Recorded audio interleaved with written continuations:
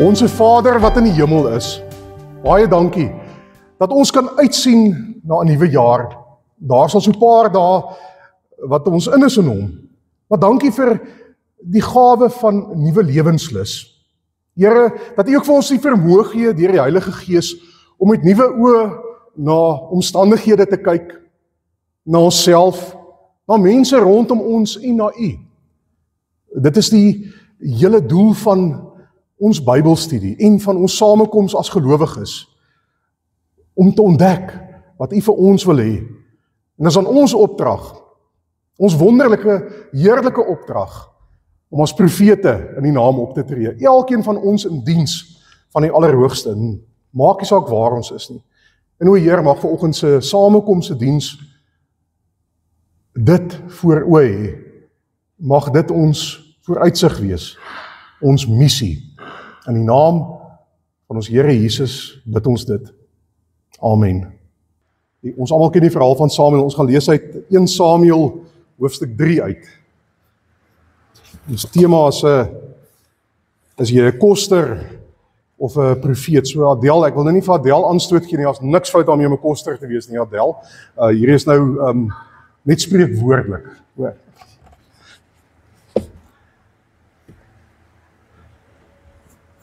Liewe Here,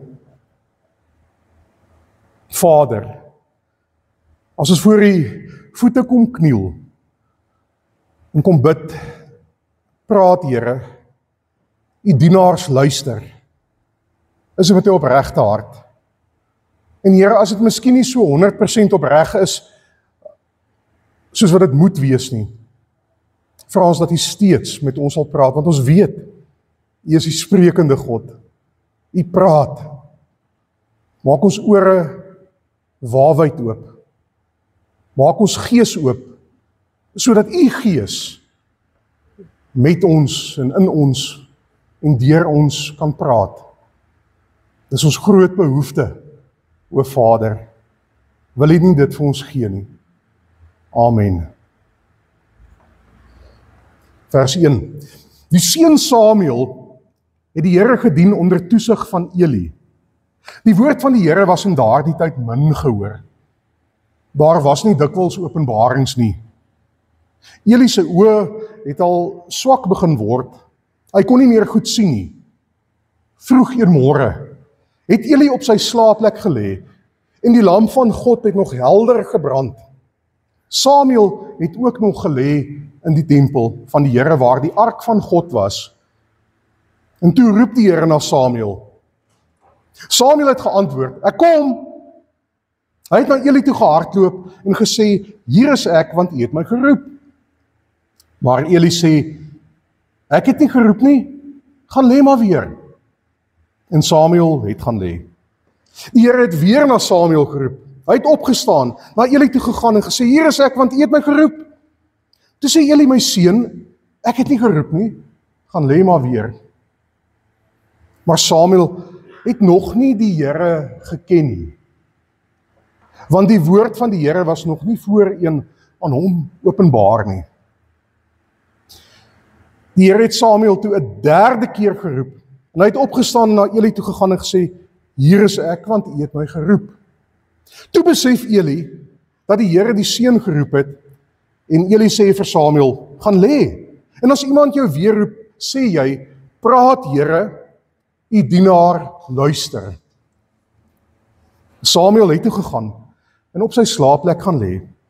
Die Here het gekom en gaan staan soos die vorige kere en geroep, Samuel, Samuel. En Samuel sê, praat Here, U dienaar luister. Die Here sê toe vir Samuel, ek gaan 'n ding doen, ek gaan in Israel 'n ding doen, wat elkeen wat daarvan hoor, sy ore sal laat tuit. Op daardie dag sal ek vir Eli alles voltrek wat ek oor sy familie aangekondig het, van begin tot eind.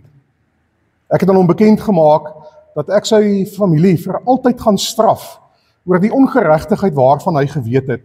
Ja, toe sy seuns die vloek oor hulle gebring het, het hy hulle nie bestraf nie. Daarom bevestig ek met 'n eed aangaande die familie van Eli. Die ongeregtigheid van Eli se familie sal sekerlik nooit deur diereoffer of graanoffer versoen word nie. Daarna het Samuel gaan lê tot die oggend, en toe die deure van die huis van die Here oopgemaak. Hy was bang om die openbaring aan Eli te gaan vertel. Maar Eli het vir Samuel geroep en gesê, Samuel, my seun. Hy het gesê, ek kom. Eli sê toe, wat het die Here met jou gepraat? Moenie iets vir my wegsteek nie. God sal jou met die dood straf, as jy iets wat hy aan jou bekend gemaak het, vir my wegsteek. Toe vertel Samuel hom alles. Hy het niks weggesteek nie. En Eli het gesê, hy is die Here, laat hom doen soos hy wil. Samuel het groot geword, die Here was by hom.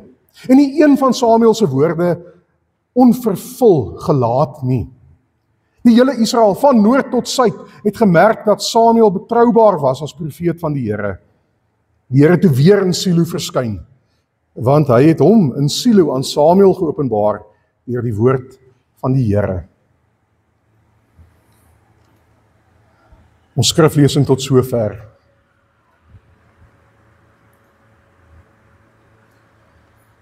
Is dit nie merkwaardig, absoluut merkwaardig, hoe die Here somtyds en heel dikwels eintlik deur 'n persoon of omstandighede met ons praat, soos wat ons dit nooit sou verwag het nie. Daar is ons die spreekwoord, uit die mond van die suigeling kom die waarheid. Hoe baie keer het as hy al 'n kind 'n opmerking oor maak of iets sê nie, en dan besef ons maar, dit is werklik so. En die Here praat deur sy woord natuurlik, maar hy praat op baie maniere. En heel dikwels moet ons nie ons ore toemaak vir 'n kindjie nie. Ons lees hier van 'n kindjie, 'n klein kindjie, Samuel, en wat met hom daar in die tempel gebeur. Hy's nog jonk. Hy het nog nie die stem van die Here gehoor nie. Hy moet voorgesê word oor hoe om te reageer as hy die stem van die Here hoor. En daar's die kontras aan die een kant hierdie klein seentjie wat nog die Here moet leer ken en sy stem moet hoor, en aan die ander kant die hele volk wat weer God se wil en sy stem begin hoor, 'n nuwe begin, 'n oorbegin. Alles oor hierdie klein seentjie wat eendag in die donkerte van die tempel op sy slaapplekkie lê, met die lamp van die Here wat daar flikker. En onthou, ons lees die ark was ook daar gewees. Die Here het ons destyds deur die ark ook aan die volk geopenbaar. Daar in die plek van ontmoeting lê die seun.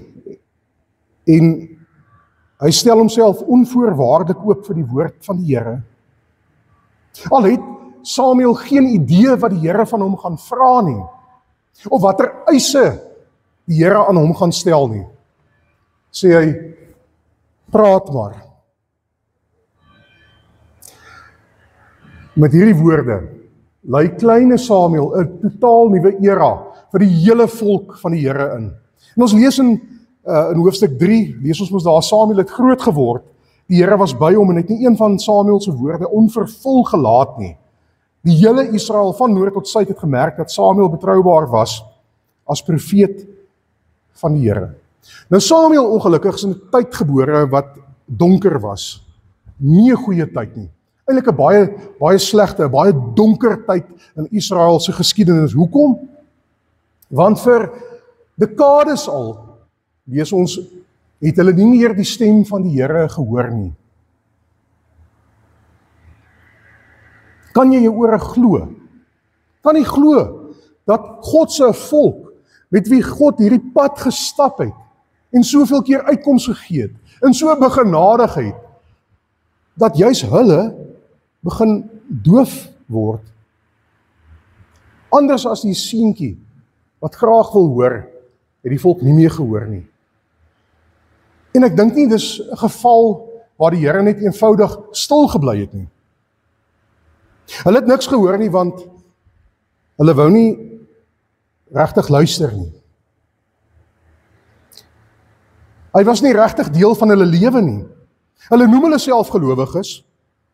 Hulle het na die tempel toe 1 keer 'n week gegaan om die Here te aanbid, maar hulle het geen moeite gedoen om eintlik die stem van die Here te hoor nie. Nog erger, die hoëpriester, Eli, blykbaar het hy ook nie veel erg gehad aan om die stem van die Here te hoor nie. Die Here was nie eintlik meer 'n faktor in hulle lewens nie. Dis iets wat hulle bely het, maar dis nie iets wat hulle werklik geleef het nie. Hulle het doof geraak. En so verskyn Samuel hier op die toneel. En een donker nag, ja, daar in die tempel, breek 'n splinter nuwe dag aan vir hom en die mense rondom ons. En hierdie klein mense, hierdie een klein mannetjie maak 'n reuse verskil. Hy lui 'n nuwe era in.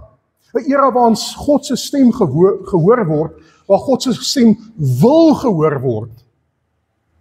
Omdat een seentjie sê, praat maar Here. Ons kan amper sê hy was so 'n klein leerling priestertjie daar in die tempel. Geliefdes, en so moet mense ook nou maar natuurlik die vraag vra, wat van my? Ons wens mekaar 'n heerlike en wonderlike nuwe jaar toe, maar daar is tog iets van 'n oorbegin of 'n nuut begin. Ons moet dit nou maar erken. 'n Nuwe jaar het ons met daai effek. Nou goed, die jaar is al 'n entjie in, maar God se droom vir sy kinders en vir sy kind is altyd daar. God het altyd 'n plan met almal van ons. Nie net met mense van honderde of duisende jare terug nie, tot vandag toe nog. Anders sou hy nie vir my en vir u geskape het nie. Anders sou hy nie vir my en vir jou in hierdie gemeente geplaas het nie. Wat is God se droom? God se droom is dat ons so naby aan hom sal lewe, dat ons so oorgegee aan hom sal wees, dat ons ook sy stem sal hoor, dat ons ook sy wil sal ken, dat ek, as dit ware, ook 'n nuwe era in die plekke in my lewe waar dit donker is mag inlei. Dalk is dit daar by die kantoor, waar ek tussen ander mense moet lewe en werk wat nie noodwendig kinders van die Here is nie, of anders te dink as ek, of daar by die skool, kinders, wat van die koshuis, daar op die plaas, by die huis, tussen my gesinslede, daar moet ons God se stem hoor, sodat ons 'n verskil kan maak. God se droom is dat ons sy stem mag ken, sy wil mag ken, en 'n verskil maak. Maak nie saak of ons 3 jaar oud is, of 100 jaar oud nie. Onthou julle nog Samuel se storie? Ek is doodseker, jy onthou nog. Ek ben nou vanoggend, hier is nou nie regtig kinders in die kerkie, maar, of hier so paartjies, wat was Samuel se ma se naam tog nou weer gewees? Wie kan onthou?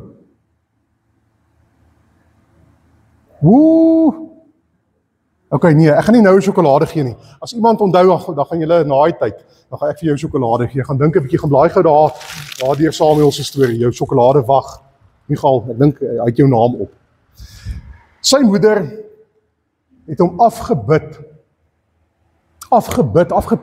eintlik van die Here. Sy wou so graag 'n seentjie gehad het, maar sy was kinderloos gewees.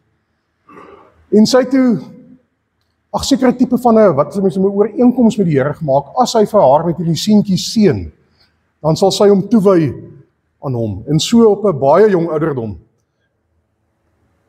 is klein Samuel na die tempel toe geneem.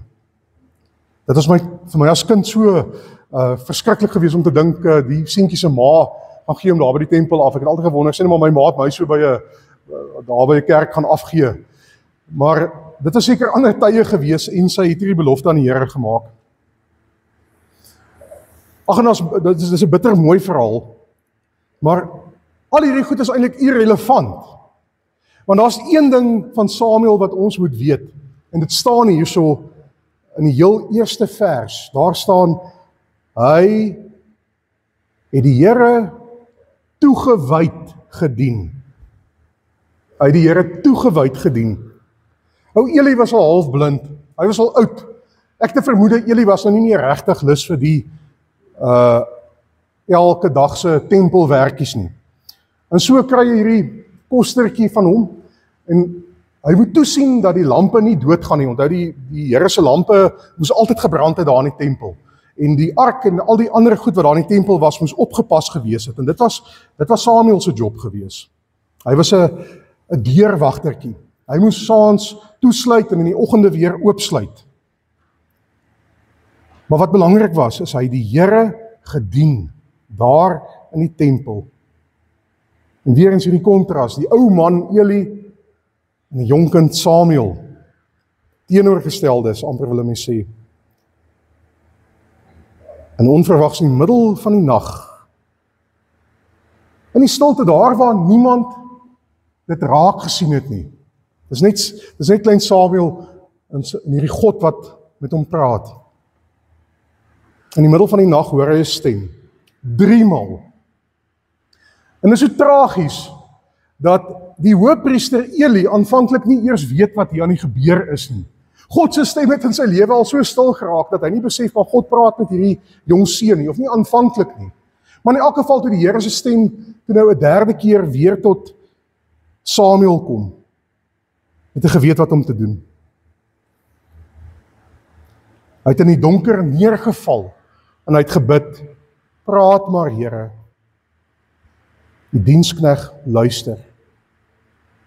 En hy ontvang 'n opdrag. Was dit 'n maklike opdrag? Glad nie. Die eerste profetiese woorde wat Samuel moet gaan spreek, is bitter ongemaklik. Dis vir hom moeilik. Want hy moet die Here se oordeel oor ou oom Eli gaan aankondig. En toe breek die dag, die son kom op. En wat doen ons jong koster vriend? Hy wat eintlik as profeet moet optree, hy sien nie kans nie. Hierdie nie aangestelde profeet gaan kruip toe eerder weg. Ons lees hy hou toe nou maar self met die gewone dingetjies in die kerk of in die tempel.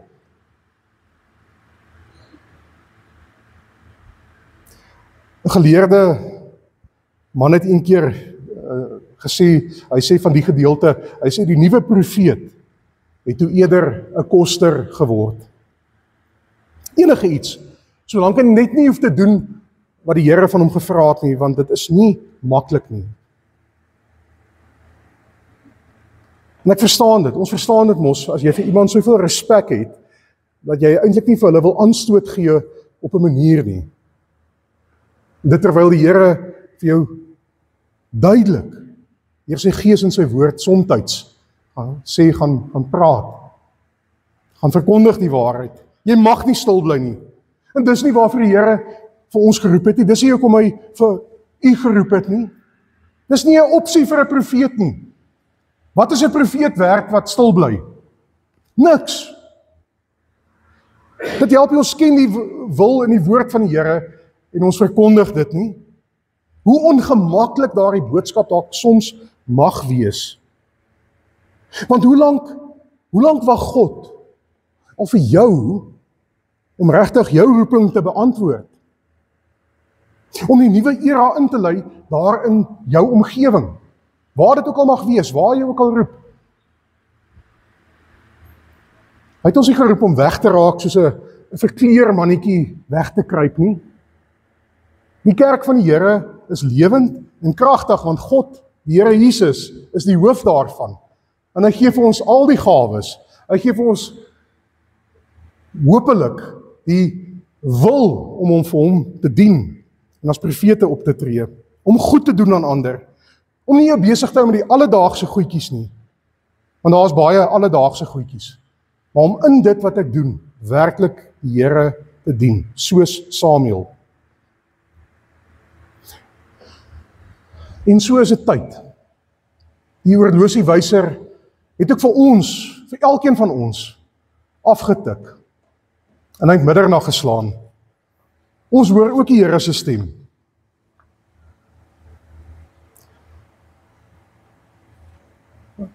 En hy nooi vir u uit, om voor hom te gaan kniel, en ook te sê, te bid, praat Here, ek luister, Niemand gaan dit vir jou reël nie, net jouself.